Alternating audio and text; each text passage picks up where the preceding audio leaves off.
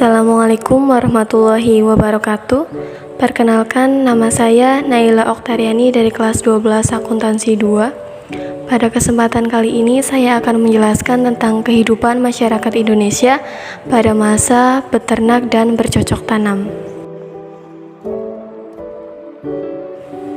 Pada awalnya, masyarakat praksara hidup secara nomaden. Dalam perkembangannya, kehidupan mereka mengalami perubahan dari nomaden menjadi semi-nomaden. Berdasarkan perkembangan kehidupan, manusia praksara terbagi menjadi 3 masa, yaitu masa berburu dan mengumpulkan makanan, masa beternak dan bercocok tanam, dan masa perundagian. Masa kehidupan beternak dan bercocok tanam. Manusia yang hidup pada masa beternak dan bercocok tanam ini diperkirakan semasa dengan zaman Neolitikum. Secara geografis, pada zaman ini sangat menggantungkan iklim dan cuaca alam. Hal ini karena sangat dibutuhkan untuk bercocok tanam. Hasil dari panen mereka juga sangat dipengaruhi dari kondisi tekstur tanah yang mereka gunakan. Manusia kadang harus menyesuaikan dan belajar banyak dari pengalaman yang mereka dapatkan sebelumnya.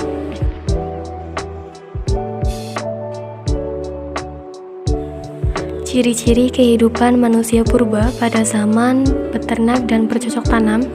Yang pertama, hidupnya mulai menetap pada suatu tempat dan melakukan kegiatan bercocok tanam. Yang kedua, mulai menggunakan pakaian yang terbuat dari kulit hewan atau kulit kayu. Yang ketiga, membuat rumah dari kayu. Dan jika tanah tidak subur, mereka akan berpindah tempat. Yang kelima, membuat alat-alat bercocok tanam seperti mata panah, beliung persegi, kapak lonjong, dan perhiasan. Kehidupan sosial. Pada masa bercocok tanam, kehidupan bercocok tanamnya dikenal dengan berhuma, yaitu teknik bercocok tanam dengan cara membersihkan hutan dan menanaminya. Setelah tanah tidak subur, maka mereka akan berpindah ke tempat lain yang masih subur dan melakukan hal yang sama seperti sebelumnya. Hal ini dilakukan secara berulang-ulang. Pada perkembangannya, mulai menetapkan kehidupan bercocok tanam pada tanah-tanah persawahan. Pada masa ini, manusia telah tinggal menetap di suatu tempat. Mereka tinggal di sekitar huma tersebut dengan cara bercocok tanam dan memelihara hewan-hewan jenis tertentu. Hal ini menunjukkan bahwa mereka telah hidup menetap. Hal ini juga menunjukkan bahwa manusia telah dapat menguasai alam lingkungan. Yang kedua, pada masa ini, manusia telah hidup secara berkelompok serta membentuk masyarakat perkampungan kecil. Yang ketiga, jumlah anggota kelompoknya semakin besar sehingga membuat kelompok-kelompok perkampungan meskipun mereka masih sering berpindah-pindah tempat tinggal. Yang keempat, muncul kegiatan perkampungan, oleh karena itu dibuat peraturan untuk menjaga ketertiban kehidupan masyarakat. Yang kelima, diangkat seorang pemimpin yang berwibawa, kuat, dan disegani untuk mengatur para anggotanya.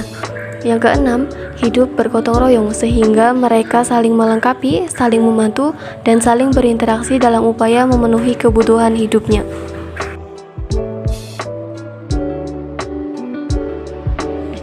Kehidupan ekonomi. Yang pertama, pada masa bercocok tanam ini, manusia mampu mengolah lahan secara sederhana untuk memenuhi kebutuhan hidupnya. Secara ekonomi, mereka telah menghasilkan produksi sendiri untuk memenuhi kebutuhan kelompok. Yang kedua, selain pertanian, sumber ekonomi yang lain adalah beternak. Dengan memelihara ayam, kerbau, babi hutan, dan lain-lain, mereka sangat terbantu dalam menjalani hidup. Fungsi hewan ternak selain sebagai sumber makanan, juga membantu dalam berburu, karena kegiatan berburu dan mengumpulkan makanan masih mereka lakukan.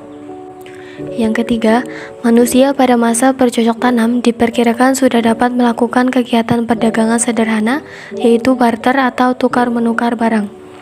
Barang yang dipertukarkan pada waktu itu ialah hasil-hasil cocok tanam, hasil laut yang dikeringkan, dan hasil kerajinan tangan seperti gerabah dan beliung.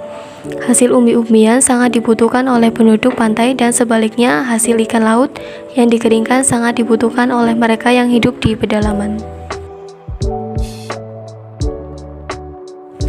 Kehidupan budaya.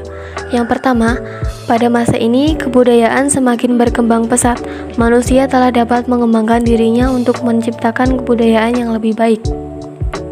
Yang kedua, Peninggalan kebudayaan manusia pada masa bercocok tanam semakin banyak dan beragam, baik yang terbuat dari tanah liat, batu, maupun tulang.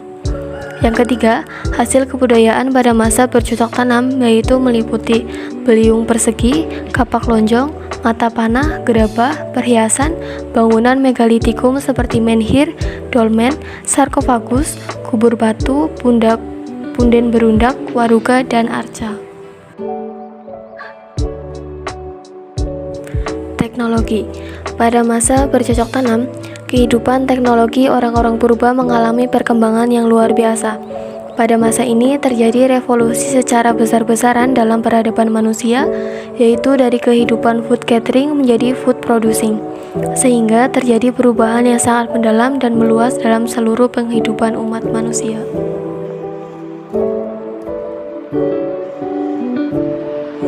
Sekian yang dapat saya sampaikan. Terima kasih. Wassalamualaikum warahmatullahi wabarakatuh.